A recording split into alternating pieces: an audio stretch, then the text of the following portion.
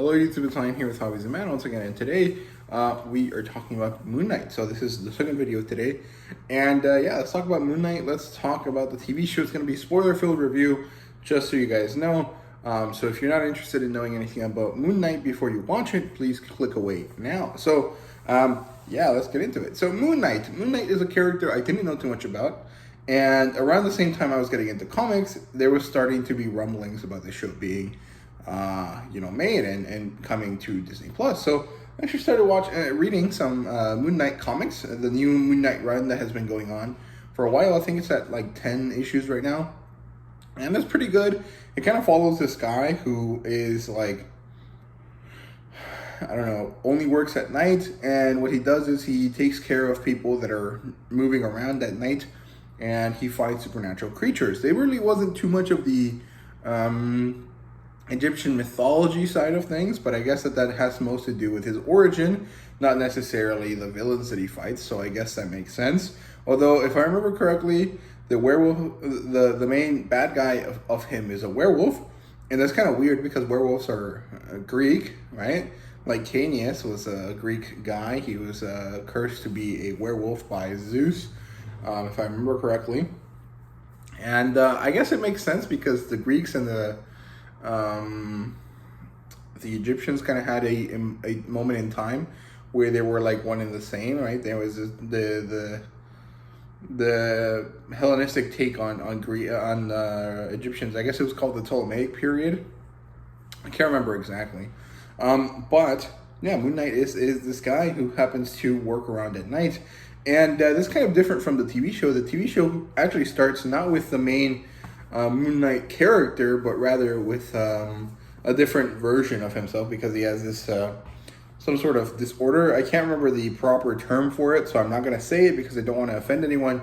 I want to be as inclusive as I can. So yeah, he has this issue. He has multiple personalities as far as I understand it, but I don't know the proper term for it, so I don't want to, I don't have to dwell too much on that. But we start with one of his personalities. His name is Stephen Grant, and he's this British person that works at the British Museum, and he is very interested in Egyptian mythology.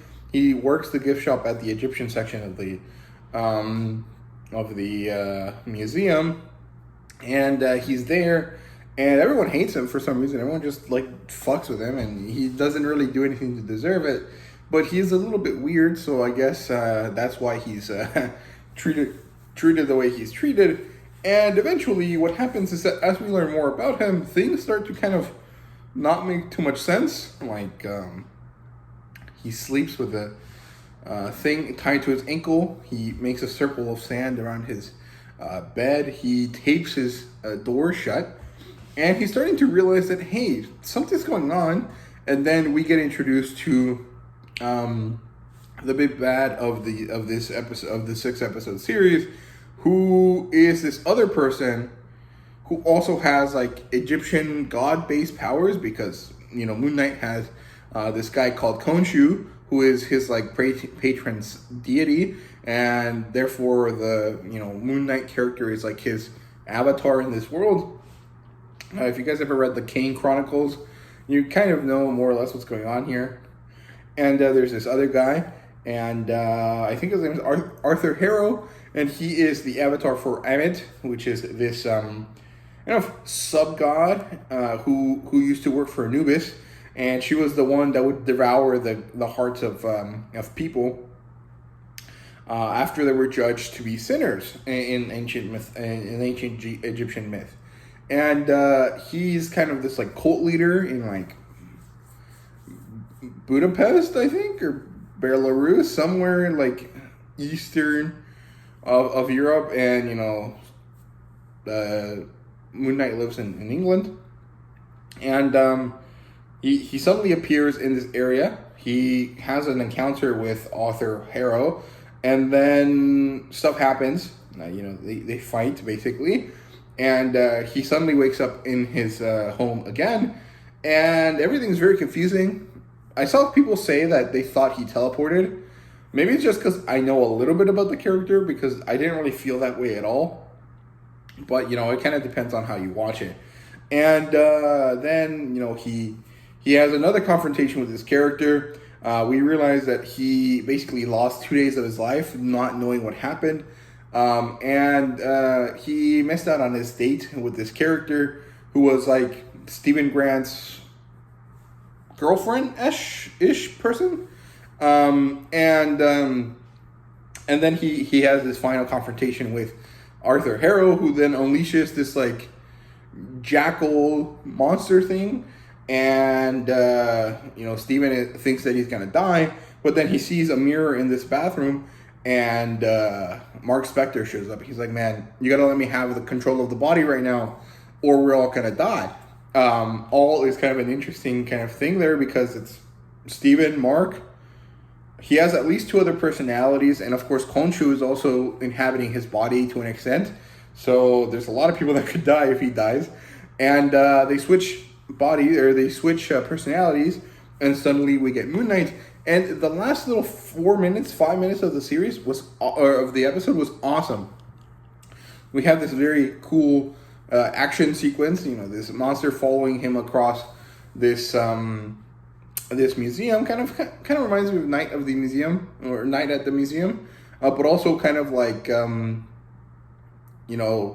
treasure hunting action movies like Indiana Jones or National Treasure, or stuff like that, which was fun. And also, at the end, the monster reaches Stephen Grant, but then suddenly the monster wants to run away, and then gets dragged back in, and then Moon Knight kills it, and it's so badass, so cool. The very end here, the last 4 or 5 minutes were awesome, amazing. I loved it so much. In general, I thought the whole episode was really, really great. It had a very interesting kind of premise here, because it was a superhero story, but the superhero aspect of it doesn't show up until the last 5 minutes.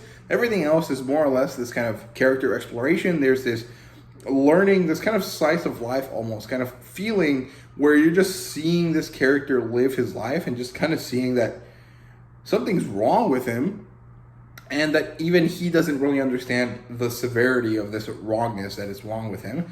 And then you get this action sequence in the middle of the episode. You get to hear Khonshu talk to him, and then you get to see this other kind of moment where Khonshu's kind of like haunting him as a way to kind of try to get him to stop existing in the body or something. And then that final confrontation there at the end. So overall, I really enjoyed it.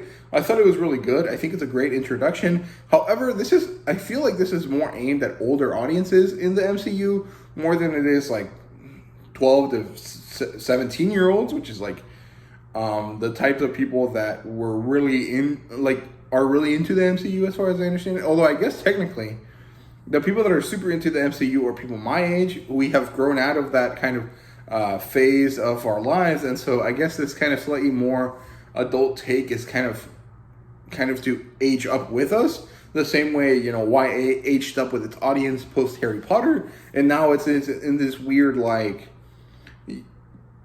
older than young adult but not quite adult fantasy kind of feel.